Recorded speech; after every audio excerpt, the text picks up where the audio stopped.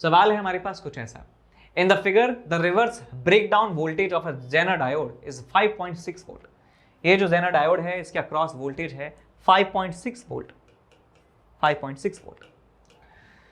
Then the current IZ through the diode is equal to, तो हमें current बताना है कि इसमें से कितना करंट पास हो रहा होगा। तो पहले तो आप देखिए ये जो जेनर डायोड है ये रिवर्स बायस में है, ये वाला जो मुंह है पॉजिटिव बैटरी की तरफ है, ये वाला जो पिछवाड़ा है ये नेगेटिव टर्मिनल की तरफ है, इसका मतलब ये रिवर्स बायस में है, रिवर्स बायसिंग मोड में है। और जेनर डायोड जो है रिवर्स बायसिंग में ही अपना काम अजूबा दिखाता है कि अपने अक्रॉस जो वोल्टेज है, जिन दोनों टर्मिनल्स के अक्रॉस हमने जेनर डायोड लगाया है उस जेनर डायोड उन दोनों पॉइंट्स के अक्रॉस जो पोटेंशियल का डिफरेंस है वो कांस्टेंट रहेगा, चाहे कितना भी हम करंट में फ्लक्चुएशन कर लें, जो वोल्टेज है इन दोनों पॉइंट्स के अक्रॉस वो कांस्टेंट रहने वाला है। And that constant voltage is called breakdown voltage and is equals to 5.6 volt question में गिवन है। तो इन दोनों पॉइंट्स के अक्रॉस बेटा जो पोटेंशियल डिफरेंस है 5.6 वोल्ट ही रहेगा, चाहे आप कुछ भी कर लीजिए। अब ये वाला जो जेनर डायोड है और ये वाला जो रेजिस्टर है ये दोनों पैरेलल में जुड़े हैं, तो इन दोनों पॉइंट्स के अक्रॉस यदि 5.6 वोल्ट पोटेंशियल डिफरेंस है तो इन दोनों पॉइंट्स के अक्रॉस भी पोटेंशियल डिफरेंस कितना होगा, 5.6 वोल्ट के बराबर। तो मैं करंट I2 की वैल्यू बता सकता हूं that I2 is nothing but V/R, Ohm's law लगा सकते हैं इसके लिए तो ओम्स लॉ लगा ही सकते हैं भाई, रजिस्टर में ओम्स लॉ नहीं लगाओगे तो कब लगाओगे, तो 5.6 वोल्ट डिवाइडेड बाय 800, तो 8 से गया 8 7 56, तो 7 यहाँ पे बचा 100, तो आपको मिल जाता है यहाँ पे 7 मिली एम्पियर करंट आपको मिल जाता है इस I2 में, ठीक है। और दूसरी बात, इन दोनों के अक्रॉस जो पोटेंशियल डिफरेंस है 5.6 है और ये 9 वोल्ट है, तो इसके अक्रॉस भी पोटेंशियल डिफरेंस निकाला जा सकता है। कैसे निकालेंगे कि 9 जो टोटल वोल्टेज है वो किसके बराबर होना चाहिए, 5.6 प्लस पोटेंशियल डिफरेंस अक्रॉस 200 ओम, ठीक है। यहाँ पे मैंने सिंपल KVL लगा दिया, या आप सिंपल लॉजिक से समझ सकते हैं यार कि ये जो 9 वोल्ट का पोटेंशियल डिफरेंस है ये इसके अक्रॉस और इसके अक्रॉस डिस्ट्रीब्यूटेड है, तो इसके अक्रॉस यदि 5.6 है तो इसके अक्रॉस कितना हो जाएगा, 9 माइनस 5.6, तो V आ जाएगा आपके पास 200 ओम के अक्रॉस 9 माइनस 5.6, तो आ जाएगा आपके पास 3.4 वोल्ट के बराबर। अब 3.4 वोल्ट यदि आपको मिल चुका है भैया, 3.4 ही आएगा ना, 5.6 एंड 0.4 इज 6 एंड 3 9, ठीक है। तो यहाँ से आप निकाल सकते हैं करंट ये कितना है बेटा, I1 कितना आ जाएगा आपके पास, voltage 3.4 divided by resistance is 200, तो आ जाएगा आपके पास ये 17 मिली एम्पियर के बराबर करंट। बस इस वाले पॉइंट पर आप किरचॉफ्स करंट लॉ लगा सकते हैं। किरचॉफ्स करंट लॉ जो है वो चार्ज कंजर्वेशन पर बेस्ड है, तो आप ऐसा नहीं सोचें कि सेमीकंडक्टर में नहीं लगा सकते, आप KCL KVL किसी भी इलेक्ट्रिक सर्किट में लगा सकते हैं, ठीक है। तो इस पॉइंट पर मैं कह सकता हूं करंट आ रहा है I1 which is equal to 17 milli ampere, और करंट इसमें कितना जा रहा है बेटा, इसमें जा रहा है 7 मिली एम्पियर के बराबर, तो भैया इसमें कितना जाएगा, 17 माइनस 7 कितना जाएगा आपके पास, 10 मिली एम्पियर के बराबर। तो यहाँ पे किरचॉफ्स करंट लॉ इस जंक्शन पे हम लगाएंगे, तो हमें current in the zener diode आपको मिल जाता है कितना, 10 मिली एम्पियर के बराबर। तो आंसर आ जाएगा आपके पास 10 milli ampere, C option will be the correct option, समझ गए। तो यहाँ पर एक इंपॉर्टेंट अनाउंसमेंट है। सबसे पहला अनाउंसमेंट इसमें यह है कि जनवरी 2 को 2 PM पर 3 घंटे का एक टेस्ट होने वाला है, और इस टेस्ट को यदि आप क्लियर करते हो तो आपको एक्सक्लूसिव स्टडी ग्रुप में ज्वाइन करने का मौका मिलेगा। और स्टडी ग्रुप में क्या होगा कि आपको मेंटरशिप मिलने वाली है टॉप एजुकेटर्स की, और भी ढेर सारे बेनिफिट्स जो हैं आपको यहाँ पर मिलने वाले हैं। उसके बाद दूसरा अनाउंसमेंट है वो ये है कि JEE मेन 2022 के लिए और JEE एडवांस 2022 के लिए जो रैंक ओरिएंटेड बैच जो है स्टार्ट हो रहा है 29 दिसंबर को। ये जो है इसके इंपॉर्टेंट फीचर्स हैं। और दूसरा बैच जो है क्लास 11 का, जिसमें रिवीजन भी होगा, क्लास 12 की प्रिपरेशन भी होगी, वो 29 दिसंबर से स्टार्ट हो रहा है। कोटा के जो टॉप एजुकेटर्स हैं यहाँ पे पढ़ाने वाले हैं। उसके बाद बात करें कि एक all India mock test series start हो रही है JEE 2022 के लिए, और 2 जनवरी से हर संडे जो है 2 से 5 आपका एक एग्जाम होगा, और इस एग्जाम में जो है बहुत ही फियर्स कंपटीशन होने वाला है। तो आप जरूर जो है इस टेस्ट सीरीज को दीजिए, और आप इंट्रोस्पेक्ट कर सकते हैं कि आप कितने पानी में हैं, आपको क्या प्रिपरेशन की जरूरत है, ठीक है। क्या क्या फीचर्स हैं देखिए इसमें, कि जो है JEE मेन प्रिपरेशन के लिए JEE मेन लेवल के जो है यहाँ पे टेस्ट होने वाले हैं, और उनमें जो क्वेश्चंस होंगे वो क्वेश्चंस जो है टॉप एजुकेटर्स के द्वारा क्यूरेटेड हैं, और उनके सॉल्यूशंस भी आपको मिलने वाले हैं। और उसके बाद आपको टेस्ट रिपोर्ट दी जाएगी। उस टेस्ट रिपोर्ट से क्या होगा कि आपको जिन जिन कॉन्सेप्ट्स में दिक्कत है, क्या क्या दिक्कत है, वो खुद हम आपको यहाँ पे बताएंगे कि क्या क्या आपको दिक्कत है, क्या क्या आपको पढ़ने की जरूरत है। तो टेस्ट रिपोर्ट भी यहाँ पे आपको मिलने वाली है और टेस्ट सीरीज को जो है ज्वाइन करना है आपको इस कोड के साथ, NKC सर लाइव जो है कोड आप यहाँ पे इस्तेमाल कीजिए और इस टेस्ट सीरीज को जो है ज्वाइन कीजिए। उसके बाद यहाँ पे आप अनअकैडमी की वेबसाइट, अनअकैडमी की ऐप पे जो है डाउट्स पूछ सकते हैं। आपको जो है 3 डाउट जो है एक बार में आप पूछ सकते हैं, ठीक है। ये 3 डाउट जो है एक बार में पूछ सकते हैं और आप जिस लैंग्वेज में चाहें उस लैंग्वेज में जो है आपको सॉल्यूशन यहाँ पर मिलने वाला है। और क्या करना है आपको, अनअकैडमी की वेबसाइट है और अनअकैडमी की जो ऐप है उस पर आप अपना जो डाउट है वो अपलोड कर सकते हैं, ठीक है। इसके बाद आगे बढ़ते हैं अगले सवाल की तरफ। The accuracy in the measurement of the time for 20 oscillations of a pendulum for a following measurement is equal to। तो accuracy पूछ रहे हैं in the measurement of time। हमें 3 रीडिंग्स दी हुई हैं, 39.6 सेकेंड, 39.9 सेकेंड, 39.5 सेकेंड। अब देखिए ये जो सवाल है ये पूछा गया है आपसे क्लास 11th का जो चैप्टर नंबर 2 है मेजरमेंट और यूनिट डायमेंशन वाला, उसमें ऐसे सवाल दिए हुए हैं। तो आपको ज़रूर पढ़ने चाहिए बिकॉज रिसेंट ट्रेंड ऐसा दिखा गया है कि ऐसे सवाल एक ना एक तो ज़रूर आता है, एक ना एक तो ज़रूर आएगा ही आएगा और ये आपके 4 नंबर जो है बचाने वाला है। तो यदि आप अच्छी आपने प्रिपरेशन की है और आप चाहते हैं कि आप कोई भी गलती नहीं करें तो आप इन सवालों की प्रैक्टिस ज़रूर कीजिए, सीखिए इनको कैसे सॉल्व करते हैं और ये सवाल आपका सही होगा ही होगा, ठीक है। आपने एक बार समझ लिया कॉन्सेप्ट तो सवाल ये गलत होगा ही नहीं आपका। तो हमें 3 रीडिंग्स दी हुई हैं, T1 इस 39.6, T2 जो है आपको दिया है 39.9 एंड T3 आपको दिया हुआ है 39.5। इनका एवरेज यदि आप निकालते हैं उसको टी मीन कहा जाता है, टी मीन उसे कहा जाता है। तो एवरेज वैल्यू यदि इनका निकालेंगे तो इनको जोड़ दीजिए, 9 6 15 5 20 0 2 18 27 29 9 2 3 5 3 8 3 11, सो 119 आपको मिलता है मीन डिवाइडेड बाई 3। इसको सॉल्व करेंगे कितना आएगा आपके पास, 3 3 9 2 3 9 27 2 39.66। अब इसे आपको राउंड ऑफ करना होगा तो इसे मैं लिख सकता हूं 39.7। ये हमें एवरेज मिल जाता है, मीन वैल्यू मिल जाती है। अब हमें क्या निकालना है, इस रीडिंग में जो एब्सोल्यूट एरर है वो निकालना होगा।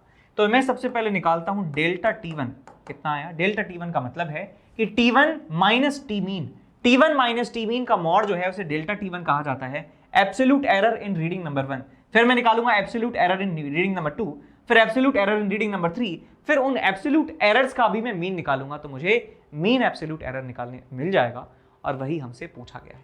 तो भैया इसको और इसको सब्ट्रैक्ट करेंगे तो आपको मिलेगा 0.1, इसको और इसको सब्ट्रैक्ट करेंगे तो आपको मिलेगा डेल्टा T2 0.2 और इसको और इसको सब्ट्रैक्ट करेंगे तो आपको मिलेगा 0.2। सो 39.7 है, 2 2 और 1। अब यहां से आप निकालिए डेल्टा टी मीन, जिसे मीन एब्सोल्यूट एरर कहा जाता है, और यह आ जाएगा आपके पास 0.2 प्लस 0.2 0.4 0.5 डिवाइडेड बाय 3। तो 0.3 एकम 3 2 3.6 और ये आपको मिल जाता है। तो इसको अप्रॉक्सीमेटली लिखा जा सकता है 0.2 के बराबर। तो 0.2 सेकंड का यहाँ पे मीन एब्सोल्यूट एरर हमें मिलता है और यही आपसे पूछा गया है। इसे ही एक्यूरेसी कहा जाता है, मेजरमेंट ऑफ टाइम। तो यहाँ पे प्लस माइनस 0.2 सेकंड हमारा आंसर होने वाला है। ठीक, अब चलते हैं आगे अगले सवाल की तरफ। तो यहाँ पे क्वेश्चन डिस्कस करने जा रहे हैं। सवाल में आपको दिया है कि a ray of light passes 4 transparent glass slabs having refractive indices mu1, mu2, mu3 and mu4। तो यहाँ पे पैरेलल स्लैब्स लगाई हैं, mu1, mu2, mu3, mu4, इनके रिफ्रैक्टिव इंडेक्सेस आपको यहाँ पे दिए हुए हैं। इफ द इमर्जेंट रे CD, ये जो इमर्जेंट रे है जो इस स्लैब से बाहर निकलती है वो पैरेलल हो जाती है AB के, ये जो है ये वाली जो लाइट रे है इसके पैरेलल हो जाती है ये वाली लाइट रे।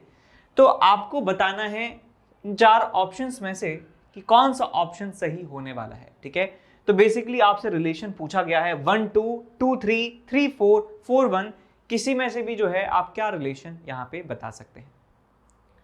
तो यहाँ आप ध्यान से देखिए, ये जो है नॉर्मल है, इन दोनों मीडियम्स का इंटरफेस का जो है नॉर्मल है। ये इस इंटरफेस का नॉर्मल जो है ये हुआ, इस इंटरफेस का नॉर्मल हुआ हमारे पास ये। तो यदि ये एंगल बनाता है θ1, ये एंगल बनाता है थीटा 2, तो ये भी हुआ थीटा 2, ये हुआ आपके पास थीटा 2, ये हुआ आपके सॉरी ये हुआ थीटा 3, ये हुआ आपके पास थीटा 3, ये हुआ आपके पास थीटा 4। तो यहां से हम कह सकते हैं स्नेल्स लॉ का इस्तेमाल करके that μ1 into sine theta 1 is equals to μ2 into sine theta 2 is equals to μ3 into sine theta 3 और यहां पे आपको मिल जाता है μ4 इंटू साइन ऑफ थीटा 4। ये सिंपली हम स्नेल्स लॉ से लिख सकते हैं। अब क्वेश्चन में क्योंकि दिया है कि लाइट, ये जो इमर्जेंट लाइट रे है CD और जो इंसिडेंट लाइट रे है, ये दोनों एक दूसरे के पैरेलल हैं। एक दूसरे के पैरेलल लाइन का मतलब क्या हुआ, मान लीजिए आपके पास एक लाइन है ये और दूसरी लाइन है ये, तो दो लाइन यदि पैरेलल होती हैं तो एक इंटरसेक्टिंग लाइन से उनका जो एंगल है वो बराबर होता है। मान लीजिए एक लाइन में ऐसे बना देता हूं तो ये एंगल यदि थीटा है तो इसके एंगल को भी थीटा होना पड़ेगा। मैं एक ऐसी लाइन खींच देता हूं इस तरीके से, तो जो एंगल इसके साथ है वही एंगल इसके साथ बन रहा होगा। तो मैं यहां पे कह सकता हूं कि नॉर्मल के साथ ये जो एंगल है आपका बेटा थीटा 1, ये जो एंगल थीटा 1 है और ये जो एंगल है थीटा 4, ये आपस में बराबर होने वाला है। देख सकते हैं क्लियरली, देख सकते हैं यहाँ पे क्लियरली कि इस लाइन को यदि मैं आगे बढ़ा देता हूं और ये इसको आगे बढ़ा देता हूं तो ये पैरेलल क्वेश्चन में कहा गया है, और हॉरिजॉन्टल लाइन मैंने यहां बनाई, हॉरिजॉन्टल लाइन ये मैंने यहां बनाई, तो ये वाला जो एंगल है जो थीटा 4 और ये जो एंगल है आपके पास थीटा 1, ये आपस में बराबर होने वाला है। तो यहां पे मैं कह सकता हूं बिकॉज ज्योमेट्री से साफ दिख रहा है कि थीटा 1 जो है थीटा 4 के बराबर है, थीटा 1 थीटा 4 के बराबर है। तो आप ये 4 है बेटा, आप इस वाले रिलेशन का इस्तेमाल यहां पे कर सकते हैं। तो आप यहां लिखेंगे μ1 of theta 1 is equals to μ4 into sine of theta 4। तो यदि थीटा 1 थीटा 4 आपस में बराबर हैं तो इनके साइन भी बराबर होने वाले हैं। Sine theta 1 is equals to sine theta 4 और साइन थीटा 1 साइन थीटा 4 के बराबर है, तो एक दूसरे से कैंसिल आउट हो जाने वाले हैं। तो आपको यहां से मिलेगा μ1 is equal to μ4। So μ1 is equal to μ4, ये हम डेफिनेटली यहां पर कह सकते हैं। μ1 इज इक्वल टू μ4, हमारा आंसर आ जाता है option number D. Option number D हमारा आंसर है। ठीक, समझ में आया। इसके बाद आगे बढ़ते हैं अगले सवाल की तरफ। सवाल में आपसे कहता है कि एक कॉम्पोजिट वायर है of length 2L। Composite wire का मतलब एक से ज्यादा मटेरियल का इस्तेमाल यहां पे किया गया है इसको बनाने में। Is made by joining two different wires A and B, दो अलग अलग तरह के वायर्स हैं, having the same length made of the same material but of different radii R and 2R respectively. इनके रेडियसेस अलग अलग हैं, इनका मटेरियल सेम है और इनका लेंथ भी सेम है। The composite wire is vibrating at such a frequency that the junction of the two wires form a node. ये जो इनका जंक्शन है यहां पर नोड हमें मिलता है। If the number of antinodes in the wire A is P and that in the wire Q, then the ratio P is to Q is equal to। तो यहां पे यदि मान लीजिए P एंटीनोड्स बन रहे हैं और यहां पर Q एंटीनोड्स बन रहे हैं, तो आपको P is to Q का रेशियो बताना है। यदि ये एक पर्टिकुलर फ्रीक्वेंसी पर वाइब्रेट हो रहे हैं और यहां पर बन रहा है नोड, यहां पर बन रहा है नोड।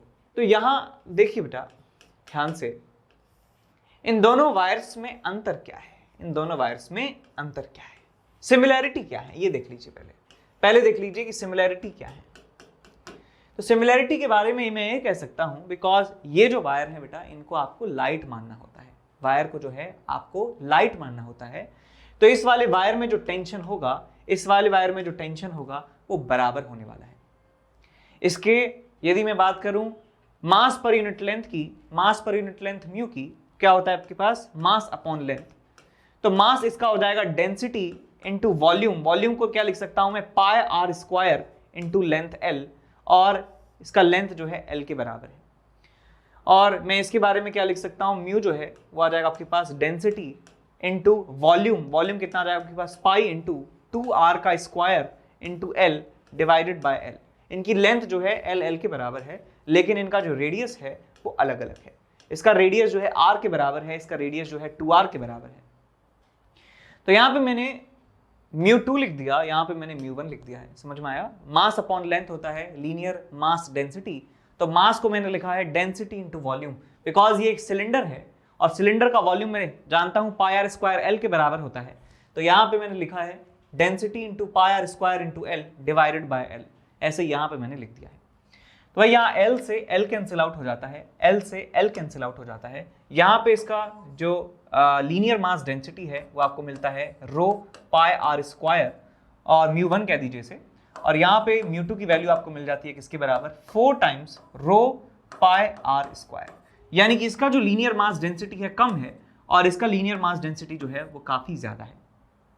समझ में आई बात? तो इसका जो स्पीड होगा वेव का जो स्पीड होगा इस वाले मीडियम में, उसको मैं लिख सकता हूं under root of T by mu which is rho pi R square, और यहाँ पे जो स्पीड होने वाला है वेव का वो होगा under root of T by mu under root of T divided by 4 times rho pi R square. तो यहां से एक रिजल्ट मुझे मिल जाता है कि यदि मैं इसको मान लेता हूं V0 के बराबर, तो ये आ जाता है आपके पास V0 डिवाइडेड बाई 2, ये आ जाता है आपके पास V0 डिवाइडेड बाय 2। अब देखिए बेटा, यदि इसमें मान लीजिए कुछ लूप्स बन रहे हैं, मान लीजिए कि इसमें लूप्स बन रहे हैं, लेट्स से कोई भी आप लूप मान लीजिए, कोई भी कितने भी नंबर ऑफ लूप्स मान लीजिए मैं इसमें नंबर ऑफ लूप्स मान रहा हूं n1 के बराबर, और इसमें लूप्स मान रहा हूं मैं n2 के बराबर, इसमें लूप्स मान रहा हूं n2 के, ये 4 नहीं है, ये मैंने n1 एक नंबर मान लिया है, इसमें नंबर ऑफ लूप्स जो है मैंने मान लिया है n1 के बराबर है। तो n1 लूप्स यदि हैं तो 1 2 3 4 ऐसे करके n1 है, और एक लूप जो लेंथ घेर रहा है वो लैम्डा बाई 2 के बराबर है, तो इस वाली लेंथ को मैं लिख सकता हूं n1 into lambda 1 divided by 2, ये किसके बराबर है, L के बराबर है।